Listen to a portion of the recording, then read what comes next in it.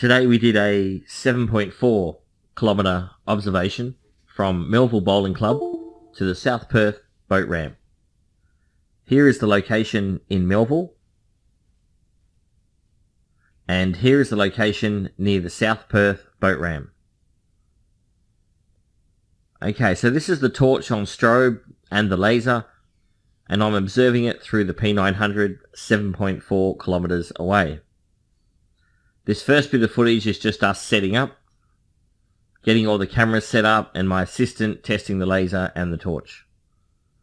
I think the laser and the torch are at waist level at this point. Notice how the torch and the laser cut straight through that distortion layer just above the water.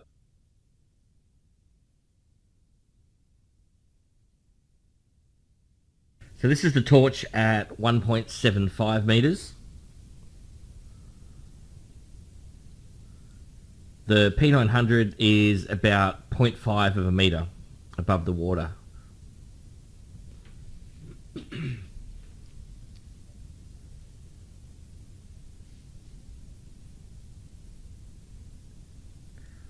Alright, so the torch now is down at 30 centimetres above the water.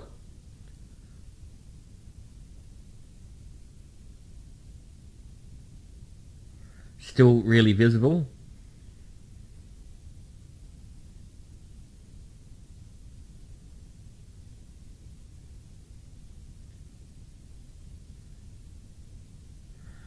And the torch now is dropped down to 10 centimetres above the water.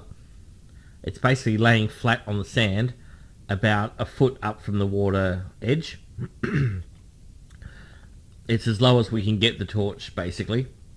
Any lower and it'll just be in the water.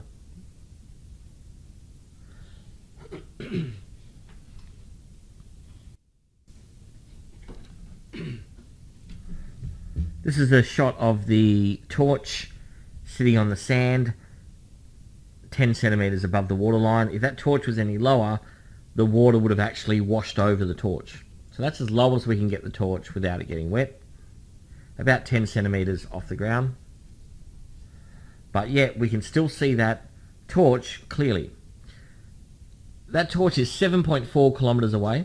My camera is 0.24 metres above the ground, 24 centimetres above the ground.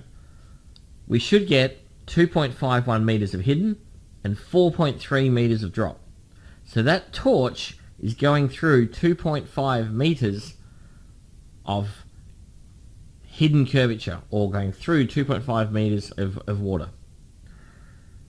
So the only possible reason for this is refraction. And we'll get to refraction later. We've got some auto level footage with the 3 sticks coming up, which will show you that it cannot be from refraction.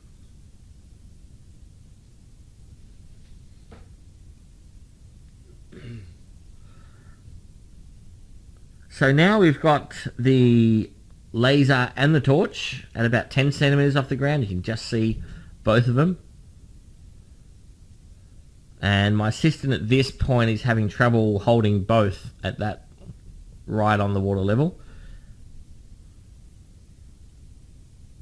So he's going to raise them up to 60 centimetres now.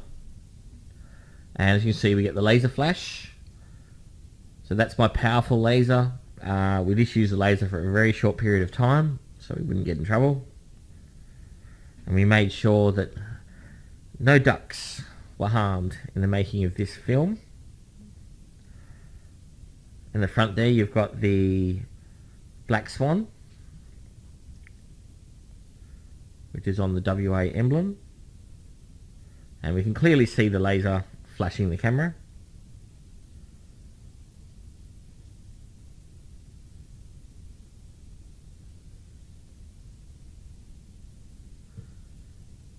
And I just included this footage for the little ducks swimming past. I thought they were very cute. I wanted to include them.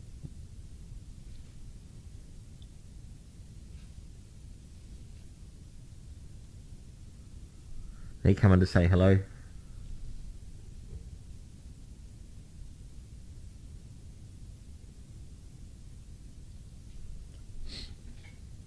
So we've got the torch starting up again. And I'm just getting him to turn it on, turn it off, put it on strobe, put it on high power. As you can see, it's cutting straight through that wavy distortion layer. So you try shining a torch into water and see if it goes through water. It doesn't. If the torch is visible, then it's above the water line. So that distortion layer you see is not the water line. The water line is that little line below the wavy distortion. And that is proven by the fact that the torch is running straight through that wavy distortion. So I'm just asking him now to put it on strobe.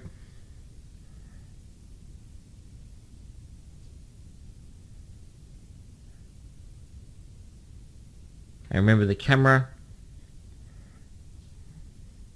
is 7.4 kilometers away, and we can easily see that torch coming through.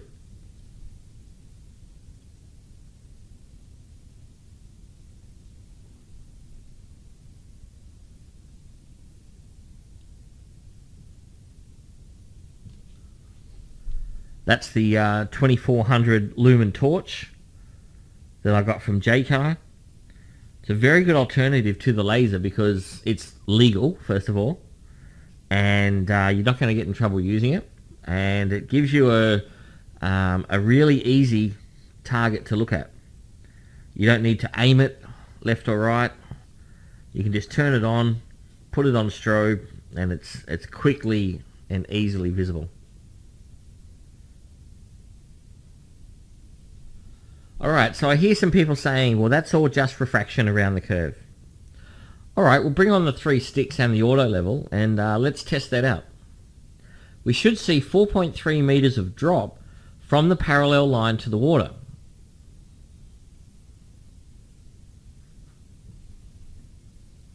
So what we've done is set up 3 sticks, 10, 20 and 30 meters apart. We didn't measure them precisely. We just took about 10 steps. Another 10 steps, another 10 steps. But we precisely measured them up with the auto level crosshair. After leveling the auto level, of course. And this is the view through the auto level using my phone camera. And as you can see, that line runs about a meter through that channel marker up there. So it tells me that it's just about right. You can see here there's 4.3 meters of missing drop. That line is where I'm approximating the missing drop.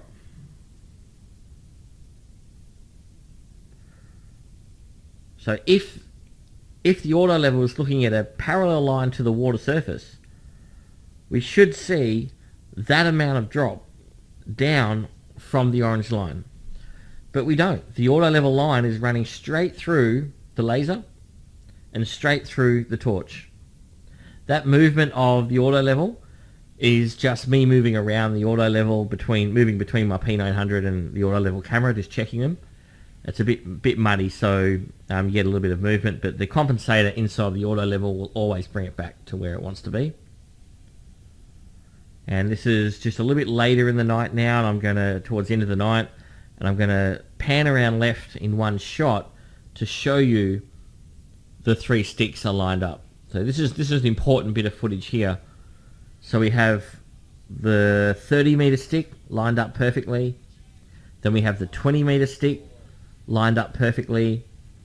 And then we have the 10 meter stick lined up perfectly. Now you can't line up an auto level with 3 sticks and have all things 1 meter apart and it not be parallel to the water surface. That is the correct way to calibrate the auto level if you're doing long distance observations. And I know that's not written in the auto level handbook, but remember, the auto level is not designed for long distance observations. You must account for perspective. And you do that by lining up the 3 sticks. So I'm just going to pan right here now and show you the auto level line matching up to a boat. And you can see that it goes up about a metre. It's lining up with about a metre above the boat. The boat's just coming up now. Even the cars in the distance, you can see that it's matching up with about the metre point.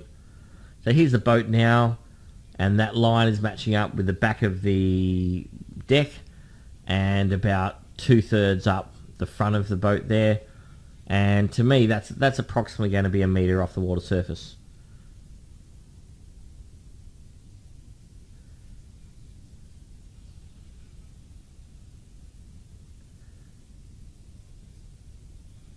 You see it there. To me, that's pretty close to a metre above the surface for the boat. And when the water's really calm like this, as it was getting darker, it's starting to calm right out. It's really easy to tell. Alright, so this is the last bit of footage that we're going to show you.